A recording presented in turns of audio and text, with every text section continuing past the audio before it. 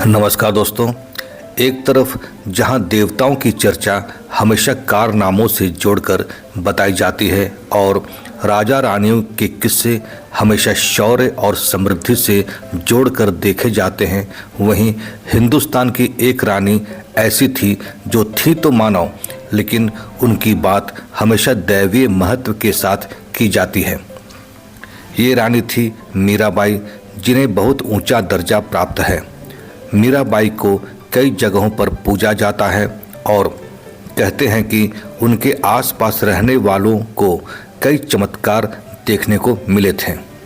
मीराबाई मेवाड़ की रानी थी और श्री कृष्ण की भक्त थी। उन्हें अधिकतर लोग यही मानते थे कि वो दिव्य थी और श्री कृष्ण में ही विलीन रहती थी। आज मैं आपको मीराबाई से जुड़े कुछ फैक्ट्स बताने जा रहा हूँ। मीराबाई को कई लोग संत मीरा भी कहते हैं और वह 16वीं शताब्दी की कवयित्री थी और वो भक्ति रस में अपनी कविताएं लिखती थीं। वो जन्म से राजपूत राठौर थीं और कट्टर परिवार से जुड़े होने के बाद भी उन्हें निडर और सामाजिक माना जाता रहा। उनके परिवार ने उन्हें कई बार कृष्ण भक्ति करने से रोका, पर उन्होंने कोई न कोई रास्ता निकाल ही लिया। मान्यता है कि मीराबाई ने कृष्ण भक्ति के लिए तुलसीदास से उपाय पूछा था। हालांकि इसका कोई ऐतिहासिक उल्लेख नहीं मिलता है। ऐसा माना जाता है कि मीराबाई को जब कृष्ण भक्ति करने से मना किया गया तो उन्होंने तुलसीदास को गुरु मानकर उनसे पत्रों के जरिए संवाद किया और अपनी दुविधा का उपाय मांगा। तब तुलसीदास ने उन्हें राम भक्ति करने को कहा और उन्होंने राम को लेकर भजन लिखना शुरू किया। इनमें से बहुत ही चर्चित माना जाने वाला एक भजन है जो आप लोगों को मालूम ही है, वो है पायो जी मैंने राम रतन धन पायो।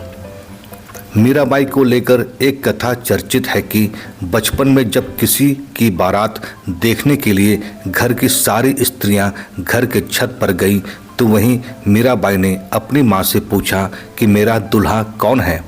तब उनकी माँ ने कृष्ण की मूर्ति की ओर इशारा करके कहा कि वो है तुम्हारा दूल्हा, और तब से ही उन्होंने कृष्ण को ही अपना दूल्हा मान लिया। मीराबाई जोधपुर की राजकुमारी थी और जब उनके विवाह की बात चली तो उनकी मर्जी के खिलाफ उनकी शादी मेवाड़ के राजकुमार भोजराज से कर दी गई। श्री कृष्ण की भक्ति की बात करें तो ना ही मीरा के परिवार वालों को और ना ही उनके ससुराल वालों को ये पसंद था। माना जाता है कि वो घंटों तक एक ही मंदिर में कृष्ण की मूर्ति के सामने नाचती रहती थी और ऐसे में उन्हें लोकलाज की कोई चिंता नहीं रहती थी। ऐसे में उनके ससुराल वालों ने उन्हें कई बार विष देकर मारने की कोशिश की और कई बार तो उनको सांपों से कटवाने की भी कोशिश की गई, लेकिन फिर भी उनका कोई असर नहीं हुआ। शादी के कुछ वर्षों बाद मीराबाई के पति भोजराज का एक युद्ध में देहांत हो गया और उस वक्त उनको मृत पति के साथ सती करने का प्रयास किया गया, लेकिन वो नहीं मानी और वो कभी वृंदावन तो कभी द्वारका चली गई। मीराबाई की मृत्यु को लेकर इतिहासकारों के बीच कई मतभेद हैं। कोई कहता है कि उन्होंने द्वारका में देह त्याग दी थी और किसी के अनुसार वो वृंदावन में थी।